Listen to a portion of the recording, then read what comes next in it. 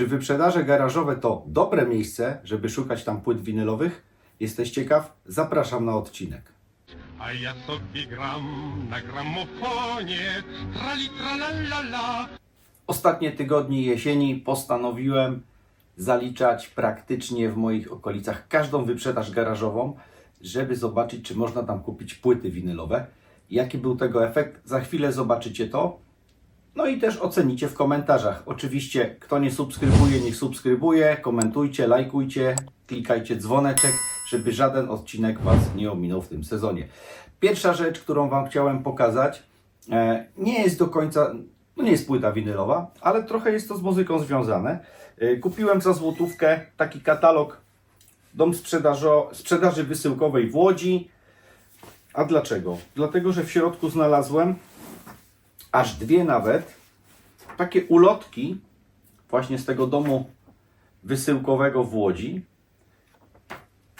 z, uwaga, płytami winylowymi. Nie wiedziałem, że można było sobie właśnie przez taki katalog między innymi zamówić płyty winylowe, które przychodziły do domu. To jest połowa lat 70.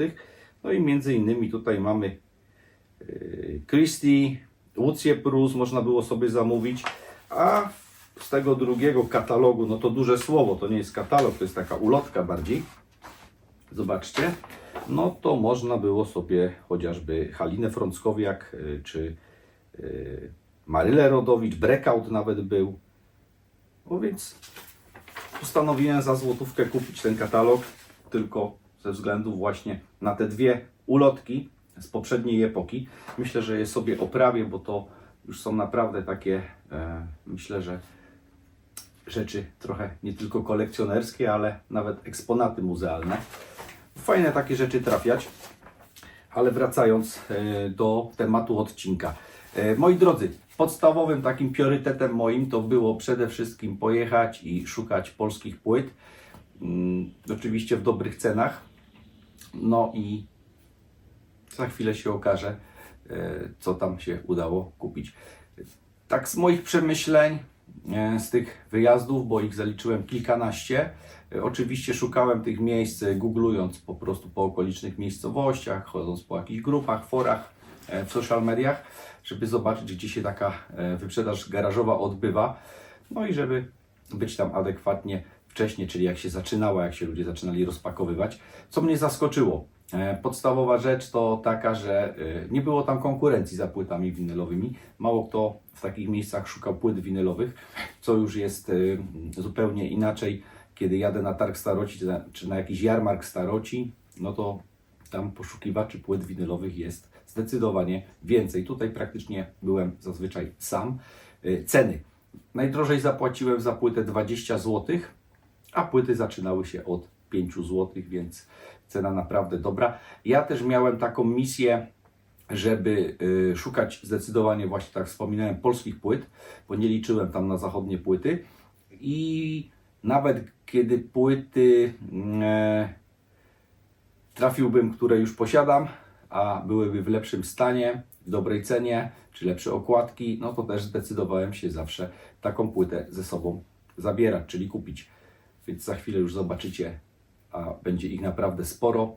No, ceny też były dobre, tak jak wspominałem, 20 zł kosztowała mnie najdroższa płyta. Takie wyprzedaże garażowe charakteryzują się przede wszystkim tym, że ludzie wynoszą rzeczy z domu i uwaga, albo te płyty są naprawdę w super stanach, mówię o płytach, nie mówię o okładkach, albo są po prostu w beznadziejnych stanach, więc ja akurat w moim przypadku nie spotkałem się właśnie z jakimś takim środkiem typu VG. Zazwyczaj albo to były w super stanie płyty, albo w beznadziejnym, zajechane, zmasakrowane. A co do okładek, no to bywało różnie, ale z tym się liczyłem, no bo poszukując polskich płyt, no to każdy, kto kolekcjonuje chociażby polskie płyty epokowe, wie, że były takie okresy, gdzie te nasze okładki nie były za dobre. Płyty też w takich miejscach nie są jak gdyby towarem priorytetowym, więc one gdzieś tam zazwyczaj z boku leżały i dlatego też miały takie niskie ceny. Raczej tam zupełnie innymi rzeczami się handluje, jak widziałem, zabawki, książki, ubrań, dużo ceramiki, wszystko co można z garażu, z domu wynieść. co ma jakąkolwiek wartość, a płyty według tych sprzedawców, gdzie ja odwiedzałem te miejsca, po prostu według nich nie miały żadnej wartości albo wartość miały bardzo małą. Zaczynamy. Pierwsza rzecz to, moi drodzy, Queen trafiłem. Na wydaniu ton presowym, traktuję to jako polskie wydanie, polską płytę, tak można powiedzieć, nie polskiego artysty, ale o, zachowana taka wkładka. O, tą płytę odłożę. Zachowana wkładka, więc spoko. To się liczy. Bo zazwyczaj z tymi wkładkami to jest różnie. Tutaj jest ok. Sam stan płyty, no tak biorę w dłonie, dlatego że ja ich jeszcze nie myłem. Po prostu czekałem prawie 2 miesiące z tym odcinkiem, żeby jak najwięcej tych wyprzedaży garażowych zaliczyć. Co do materiałów, dlaczego nie kręciłem tam materiałów jakoś dużo? Dlatego, że zazwyczaj były zabawki i taki towar był mało interesujący, więc nie chciałem Was męczyć. A liczy się efekt, więc Queen w ogóle kosztował mnie 20 zł. No to jest jedna z tych najdroższych płyt, bo kilka było takich po 20, ale to za chwilę. Mam dobrą pamięć mam do cen, więc się nie martwcie. Z zagranicznych rzeczy kolejna rzecz to jest You Are a Woman, Bad Boys Blue i to jest maxi single. I to też mi kosztowało 2 dychy. O. Dobra, już nie będę wyciągał, bo tych płyt naprawdę dzisiaj jest sporo. To mnie bardzo ucieszyło. To kosztowało mnie 15. Martyna Jakubowicz, moi drodzy, i Wschodnia Wioska. No płyta po prostu też w idealnym stanie. Po prostu jakby była niegrana. Polskie nagrania oczywiście. Muza. Teraz ją odłożę. A i te koperty, które widzicie, ochronne, no to są koperty, które już po prostu były z tymi płytami razem, więc ja tutaj zupełnie z niczym jeszcze nie ingerowałem. Po prostu przywoziłem, składowałem w jednym miejscu i czekałem, kiedy się te garażówki skończą, żeby nagrać odcinek. Tu też chyba za 5 to trafiłem, Polska Gola, więc też nie ma dramatu. Ok. Tutaj trafiłem też, moi drodzy, Kolędy Góralskie. To by się mogło wydawać komuś mało atrakcyjne. Mnie na pierwszy rzut oka też to się wydało mało atrakcyjne, wydawnictwo, jak gdyby nie w moim klimacie, ale uwaga,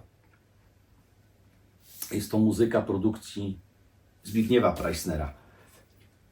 I ta mała notka właśnie uświadomiła mnie, że tą płytę ze względu na tego kompozytora warto po prostu ze sobą zabrać. Nagrano w ogóle w systemie Digital, jak jest napisane, 29 stycznia 1989 roku. No ładnie. Co trafiłem? To już mam, no ale za 10 zł. Włodek Gulgowski Home. No, fantastyczna rzecz z pol jazzu. Kapitalny artysta. I za chwilę kolejna partia płyt z wyprzedaży garażowych. No a jak już coś Wam się spodobało z tego, no to dajcie znać w komentarzu z tego pierwszego pakietu, który tytuł jest dla Was najfajniejszy. Lubię dziwne wydawnictwa, dziwne płyty, więc za całego piątaka trafiłem coś dziwnego. Turki. Muzyka turecka. W ogóle jest to wydanie amerykańskie. To jest muzyka Turkish Vocal and Instrumental, czyli muzyka taka etniczna, folkowa, turecka. Szczerze, jeszcze nie miałem odwagi tego posłuchać, ale jak wspominałem, lubię dziwne wydawnictwa, więc no zabrałem ze sobą. O, to jest fajna rzecz, bo to mnie kosztowało dyszkę. Pamiętam doskonale. No i Marek Grechuta i Janawa, Wiosna, ach to ty. W kapitalnym stanie w ogóle płyta, co mnie zaskoczyło. I od tej samej osoby pamiętam, też za dychę kupiłem Klęczona, 3 korony, już w stereo. Niestety okładka dużo pozostawia do życzenia, ale sama płyta Co jest zaskakujące, no w doskonałej formie. Ukurzona dość mocno, ale do uratowania przez myjkę ultradźwiękową. Odłożę ją delikatnie. To jest też taki album, który kurczę już niełatwo trafić gdzieś na targu staroci, a już szczególnie na wyprzedażach garażowych. No i taka moja mała dygresja, właśnie, że też spotkałem tam sporo płyt, na przykład Manamu, Lady Punk, ale dlaczego ich nie kupiłem? To już Wam mówię od razu, po prostu były turbo zajechane, zniszczone. Tak jak wspominałem na początku tego materiału, albo były stany bardzo dobre, albo były po prostu beznadziejne.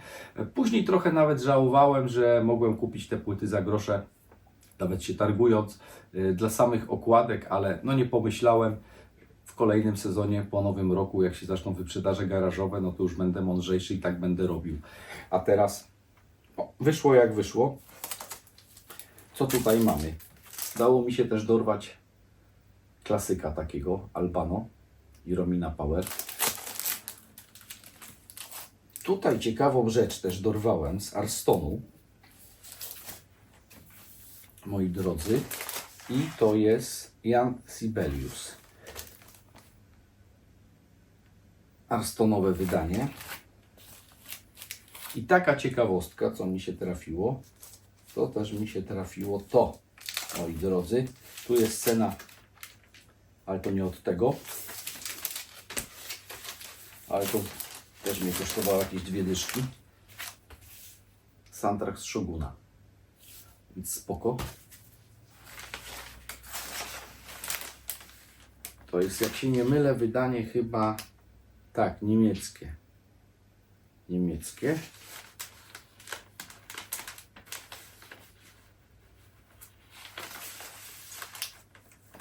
Wrzucę w tą folijkę.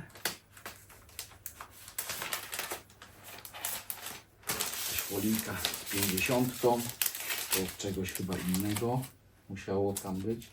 A tu co mamy? Nawet nie pamiętam wszystkich tych płyt. Proszę bardzo. Andrzej Jastrzębiec, Kozłowski, Całuj gorąco.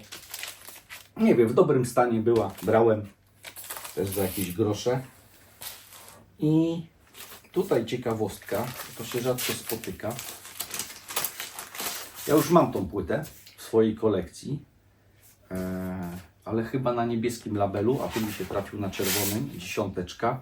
I to jest,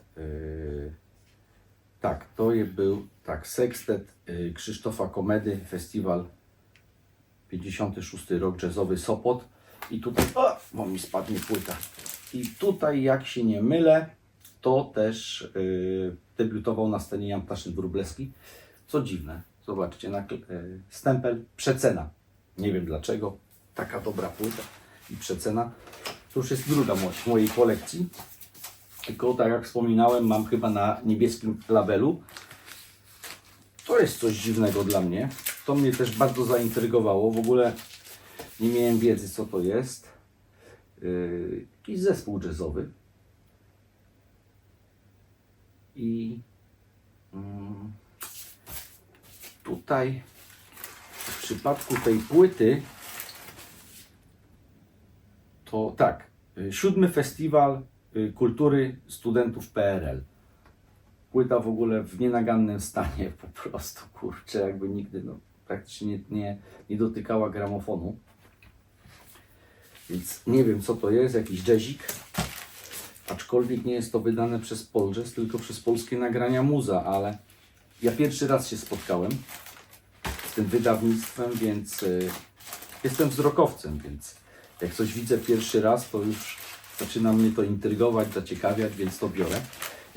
Korzystając z okazji, to też przypominam o mojej audycji w Radiu Bemowo, każdy wtorek od 16 do 18. Teraz to jakoś będzie playlista, bo te święta jakoś wypadają, narodowe. Więc trudno, żeby była audycja, ale będzie przygotowana świetna playlista, więc mimo wszystko sobie tam odpalcie radioodbiorniki i streamingi w internecie. No i za chwilę kolejna partia płyt. Dużo ich dzisiaj będzie. Jak zbierałem się do nagrywania tego odcinka, to takie miałem przemyślenia, że faktycznie te wyprzedaże garażowe, jeśli chodzi o poszukiwanie polskich płyt, no to całkiem dobre miejsca, więc ja Wam proponuję nie tylko targi staroci, ale właśnie gdzieś okoliczne wyprzedaże garażowe, bo czasami się zdarza, że ktoś przyniesie właśnie fajne płyty, no i one zupełnie nie mają cen ani z targu staroci, ani z internetu, ani z jakichś giełd płyt, tylko po prostu mają takie bardzo niskie ceny. No ale mówię, no trzeba sprawdzać też, co się bierze. Chodzi o stany oczywiście. Kolejna rzecz, no to irlandzki tancerz. To też jakaś dycha w ogóle, słuchajcie. Płyta w idealnym stanie. Chociażby dla takich rzeczy po prostu warto takie miejsca odwiedzać. Jakby ktoś zbierał płyty CD albo gry komputerowe, o, to tam kurczę mógłby poszaleć. O, nawet nie zauważyłem, oryginalna wkładka jeszcze jest zachowana. Oj. No to tam naprawdę nieraz takie perełki widziałem, jeśli chodzi o płyty CD, że ja akurat nie kolekcjonuję. Jak byłem ze znajomymi, którzy kolekcjonują, no to coś tam sobie brali. Ja kilka kupiłem sobie tylko do samochodu, do słuchania. Kolejny raz trafiłem małe WW, ale tym razem już na gatefoldzie właśnie z grą. Więc też się nie zastanawiałem. Też jakieś grosze. O, ta wkładka też jest zachowana, oryginalna. Ja miałem zdecydowanie tą gorszą wersję, czyli tą pospolitą. Taką. Bez tej wkładki na pewno, no i bez tego gatefolda, czyli bez tej gry. No one, jak dobrze pamiętam, w dwóch wersjach właśnie wychodziły.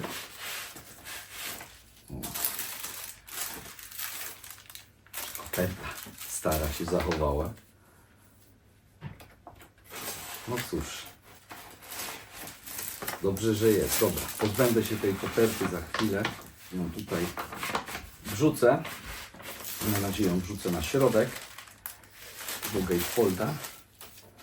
I tutaj jest płyta. Bardzo ładnie. Dobra. Co dalej? O, to jest fajne trafienie, bo tego nie miałem. No i to tutaj wywołało uśmiech na mojej twarzy, jak to znalazłem. Lady Punk.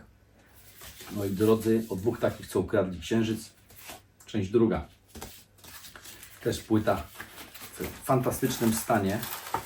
Lady Punk, jak kiedyś jeszcze spotykało się gdzieś na targach staroci, to nie była trudność, żeby zdobyć. Tak teraz, powiem Wam szczerze, od kilku miesięcy gdzieś tam tak leżącego Lady Punk, no to nie widziałem.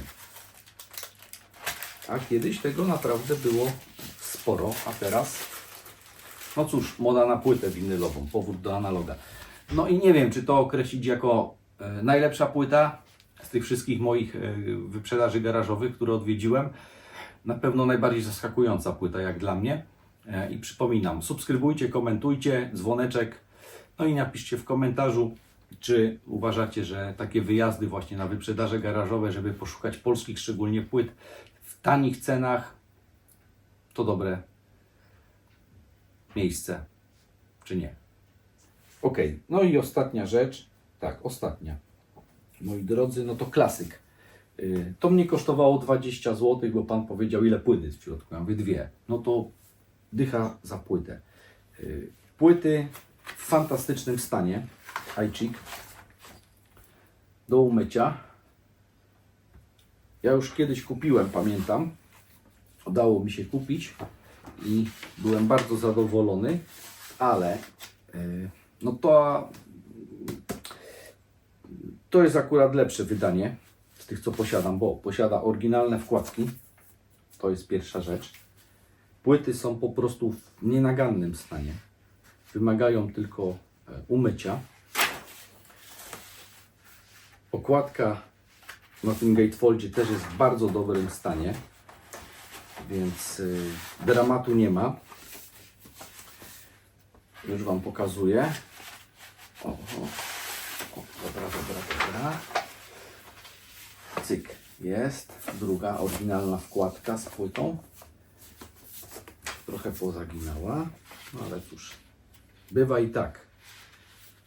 Bo ta płyta chyba z miesiąc leżała, czekała, żebym Wam ją pokazał. Więc jedną będę miał na wymiankę. a ten sobie zachowam. Moi drodzy, zachowana też jest w takim, a nie innym stanie, niestety, ale wkładka z tekstami. I najistotniejsze, najważniejsze, że jest oryginalny plakat. Ja w poprzednim egzemplarzu, który mam, nie miałem. A tutaj jest zachowany oryginalny plakat, po prostu wydanie jest kompletne. No i za całe 20 zł, ja nie wiem, czy można tą płytę kupić w takiej cenie, w takim stanie. Jak komuś się udało, to gratuluję. Ale nie sądzę, żeby teraz dałoby to radę tak trafić. Chyba że właśnie pojedziecie na wyprzedaż garażową. No, trzeba mieć cierpliwość, bo ja też Wam powiem szczerze, że kilkanaście tych wyprzedaży garażowych zaliczyłem. Wielokrotnie wracałem na tarczy, dlatego że nie przywiozłem nic. Dlatego też od razu sobie zaplanowałem, żeby nie wyjeżdżać na te wyprzedaże garażowe gdzieś bardzo daleko od domu, tylko gdzieś w granicach do 20-30 km, żeby też jak nic nie będzie, to żeby szybko wrócić po prostu do domu, nie marnować dnia. No i z tych całych moich ostatnich wyjazdów na te wyprzedaże garażowe taki oto zestaw płyt do mnie trafił. Część oczywiście posiadam, więc będzie wymiana na lepsze egzemplarze albo lepsze okładki, albo dołożenie wkładek, czy insertów dodatkowych, czy plakatów, tak jak w przypadku iChing. A co zresztą, no to zobaczymy. Jeśli Wam się podobał ten odcinek, no to dajcie znać oczywiście w komentarzu. Kolejne już się produkują dla Was, więc trzymajcie się, cześć, dzięki za oglądanie.